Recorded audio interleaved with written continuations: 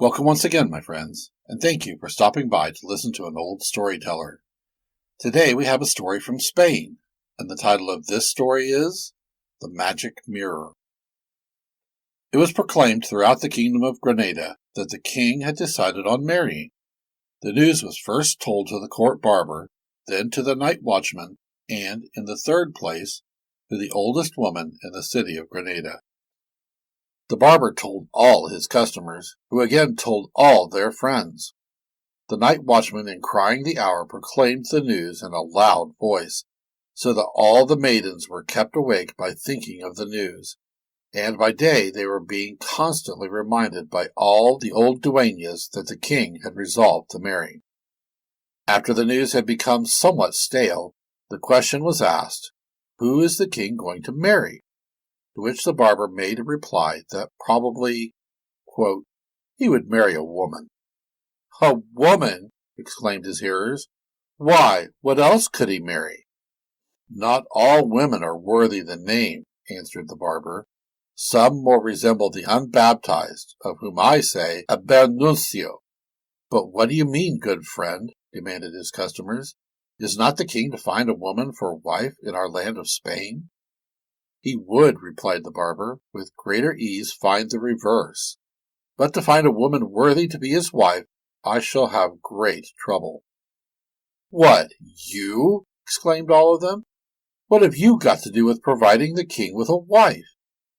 "I am under royal license, remember," said he of the razor, "for I am the only man in the kingdom permitted to rub the royal features. I am the possessor of the magic mirror also, into which if any woman not being thoroughly good shall look, the blemishes on her character will appear as so many spots on its surface." "Is this one of the conditions?" asked all. "This is the sole condition," replied the barber, placing his thumbs in the armholes of his waistcoat and looking very wise. "But there is no limit as to age?" they again inquired. "Any woman from 18 years upwards is eligible," said the possessor of the mirror. "Then you would have every woman in Granada claiming the right to be queen," all exclaimed.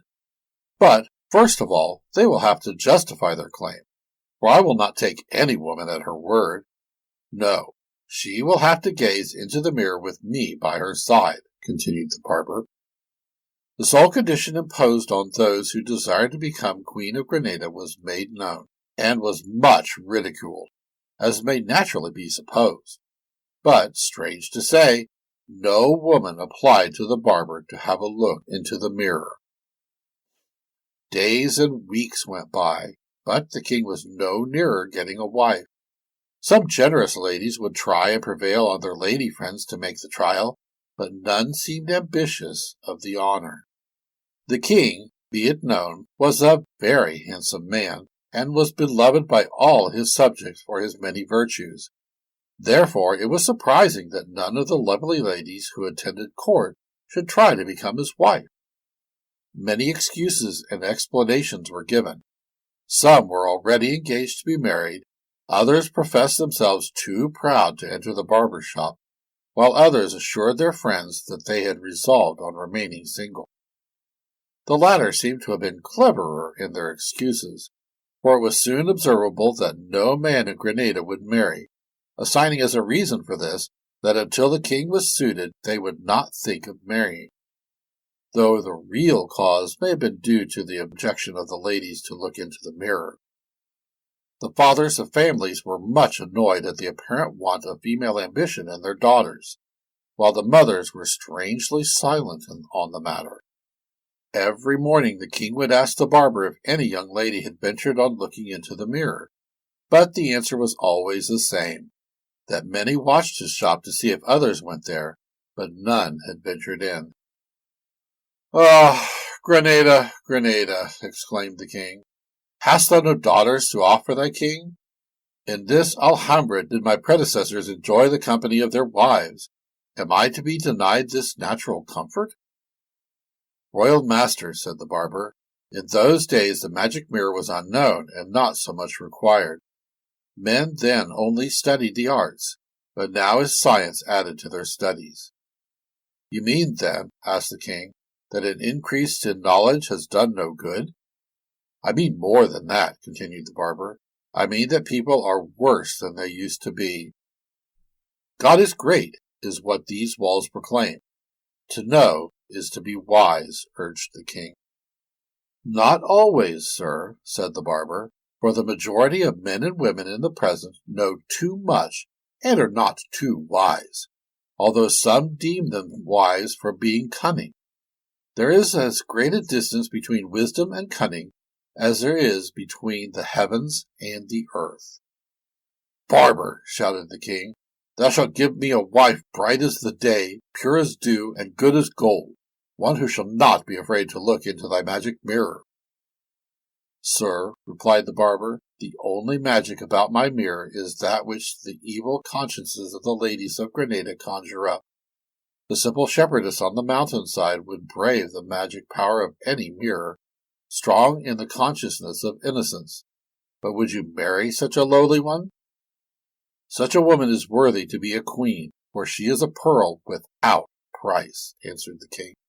Go, bid her come here, and, in the presence of my assembled court, let the gentle shepherdess look into the mirror, after thou hast told her of the danger of doing so.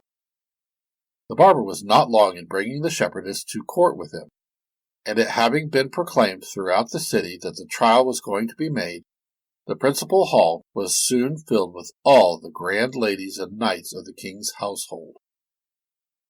When the shepherdess entered the royal presence, she felt very shy at being surrounded by so much grandeur, but she knew enough about her own sex to understand that they inwardly considered her not quite so ugly as they audibly expressed her to be. The king was very much pleased with her appearance, and received her very kindly, telling her that if she desired to be his wife, she would have to gaze into the magic mirror, and if she had done aught which was not consistent with her maidenly character, the mirror would show as many stains on its surface as there might be blemishes on her heart. Sir, replied the maiden, we are all sinners in the sight of God, they say, but I am a poor shepherdess, and surrounded by my flock. I have known what it is to be loved, for, when the sheep have perceived danger, they have come to me for protection. The wild flowers have been my only ornament, the sky almost my only roof, and God my truest and best friend. Therefore I fear not to look into that magic mirror, for although I have no ambition to become queen, yet I am not lacking in that pride which is born of the desire to be good. Saying which, she walked up to the mirror and gazed into it, blushing slightly, perhaps at the sight of her own beauty, which before she had only seen portrayed in the still brook. The court ladies surrounded her, and when they saw that the magic mirror showed no stains on its surface, they snatched it from her and exclaimed, There is no magic in it! A cheat has been put upon us! But the king said, No, ladies, you have only yourselves to thank. Had you been as innocent as this shepherdess, who is going to be my queen, you would not have dreaded looking into the mirror. After the marriage, the barber was heard to say that as that magic mirror had now lost its virtue, who could tell but what this charm might be restored to Granada? Thank you once again for listening to this story. If you enjoyed this story, please press that like button. Also, please help an old storyteller out by subscribing to my channel. The next story will be posted in a few days, so until then, may your story continue to be a good one.